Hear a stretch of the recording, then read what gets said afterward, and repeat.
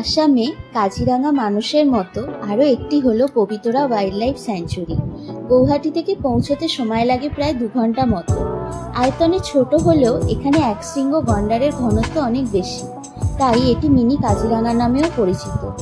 এখানে গন্ডার ছাড়াও বাইসন, বুনো শুয়োর আর 375-এরও বেশি প্রজাতির পাখির দেখা মেলে। এখানে এলিফ্যান্ট সাফারি, জিপ সাফারি আর বোট সাফারিরও ব্যবস্থা আছে। গত বছর ডিসেম্বরে আমরা সপরিবার রওনা দিয়েছিলাম পবিতরা ওয়াইল্ড লাইফ স্যাঞ্চুরির উদ্দেশ্যে। কুয়াশা মাখা অনেকটা পথ পেরিয়ে অবশেষে পৌঁছে যাই ফরেস্ট গেটের সামনে।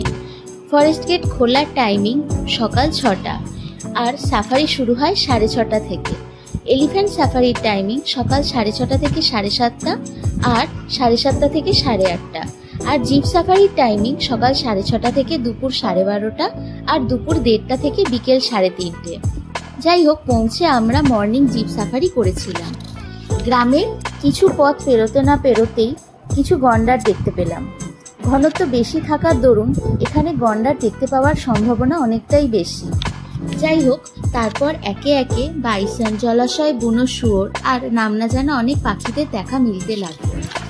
জিপ চললো আরো গভীর থেকে গভীরতর জঙ্গলের দিকে, আর অবশেষে দেখা মিলল মূল আকর্ষণ, তাও একদম হাতের নাগালে।